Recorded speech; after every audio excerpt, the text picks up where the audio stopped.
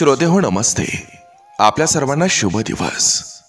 श्रोते हो, आयुष्याचा प्रवास करत असताना आपण कोणतीही गोष्ट लावून धरली की ती गोष्ट खूप मोठी होत असते आणि आपण सोडून दिली तर काहीच नसतंय.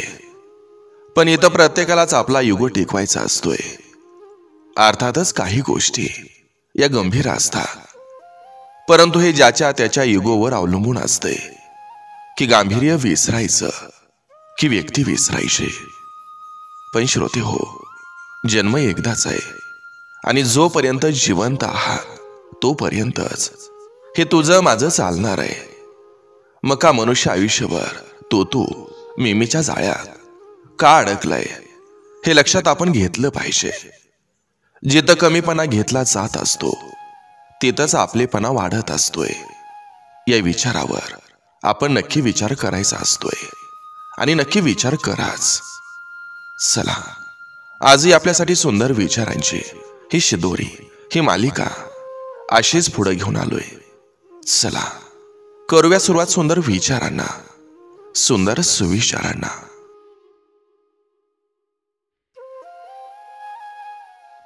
मदत केल्यानंतर जिथं उपकाराची भावना येते तिथं त्या पाठोपाठ समोरच्याकडून अवास्तव अपेक्षा या गगनाला भिडत असतात. एकदा अपेक्षा करणं सोडलं की सुख आपोआप आपल्या मागे धावत येत असतं. पैसा, घर, काम यामध्येच व्यस्त राहा. वेळेला बाकी कोणी नाही येत, पैसाच कामी येतो.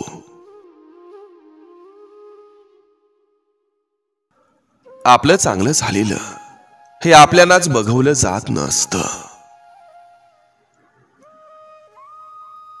नको त्या गोष्टींचा आणि नको त्या माणसांचा विचार करणं हे सोडून द्यायचं असतं.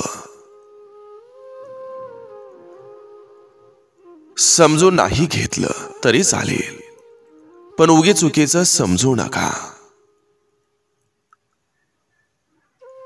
कधीच कुणाला कमी समजू नका. दिवस प्रत्येकाचे असतात.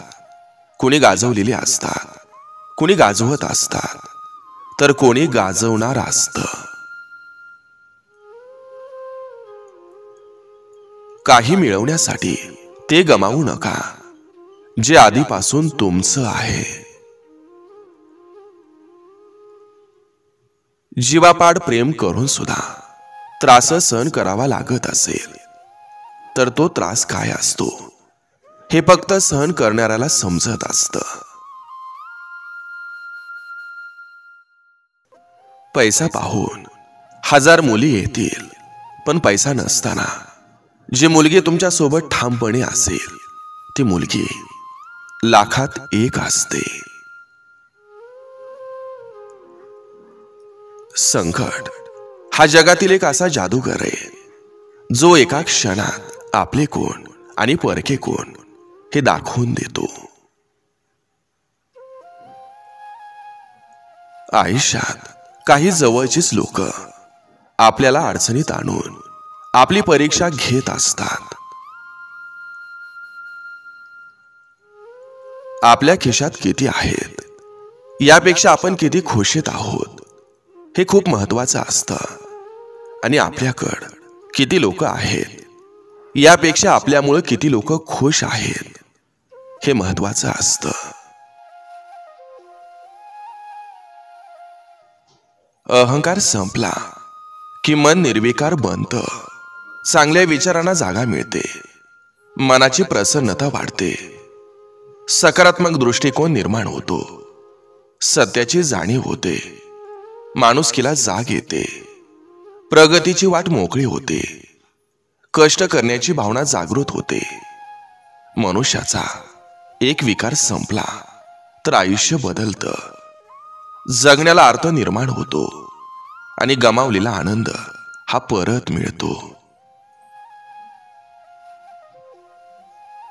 एखादी गोष्ट करायची झाल्यास कोण काय म्हणेल याची पर्वा अजिबात करू नका, कारण आपली परिस्थिती फक्त आपल्यालाच अवगत असते. लोकांना तिच्याशी काही कर्तव्य नसतं. स्वतःची तुलना ही कोणाशीच करायची नाही. आपल्यापेक्षा कोणीच चांगलं नसतं असं समजून आयुष्य एकदम रुबाबात जगायचं.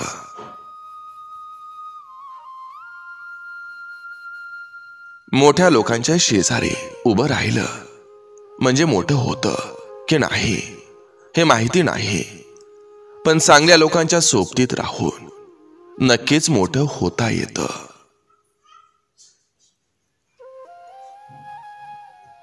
मनातली वादळ शांत करायला मनातलाच माणूस लागत असतो.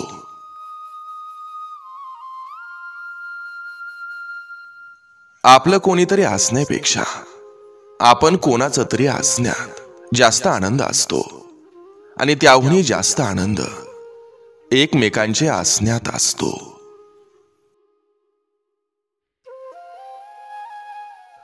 जे झालं ते चांगलंच झालं, जे होतंय तेही चांगलंच होतंय, आणि जे होणार आहे तेही चांगलंच होणार आहे.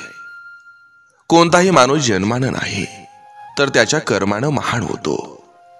सतत संशय घेणारा माणूस या जगात कुठंच आनंदी राहू शकत नसतो. जर मनाला नियंत्रित नाही केलं तर तो शत्रू समान काम करेल. कर्म करत राहा, फळाची चिंता करू नका.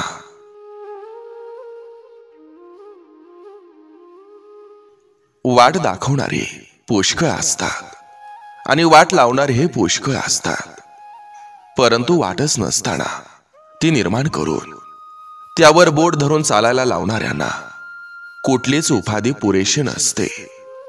त्यांच्या पुढं फक्त नतमस्तक व्हायचं असतं.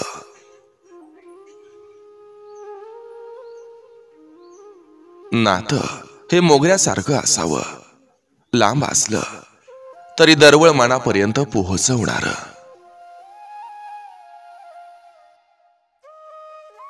जिथं खरं प्रेम असतं तिथं ब्रेकअप नाही होत, तिथं फक्त रुसणं आणि मनवणं होत असतं.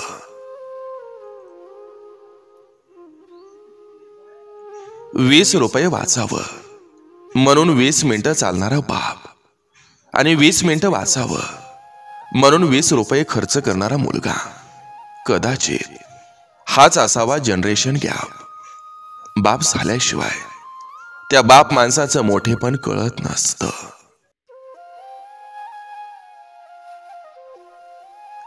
जीभ हा खरा महत्वाचा अवयव आहे. जिभेच्या सामर्थ्यावर माणूस वक्ता होतो, नट होतो, गायक होतो, 4 प्रेमाचे शब्द बोलू शकतो, 2 माणसांची मनं जुळवणारा, विचारांची देवाणघेवाण करणारा, माणसाला माणूस म्हणून ओळखायला लावणारा हा एकमेव अवयव आहे. कोणी बोलावलं नाही, जायचं नाही, कोणी सांगितलं नाही, विचारायचं पण नाही, लेट बोलावलं नाही म्हणा. एक गोष्ट कायम लक्षात ठेवा, व्हॅल्युएबल बना, अवेलेबल नाही. समजून घेणाऱ्याला नेहमीच कमी लेखलं जातं.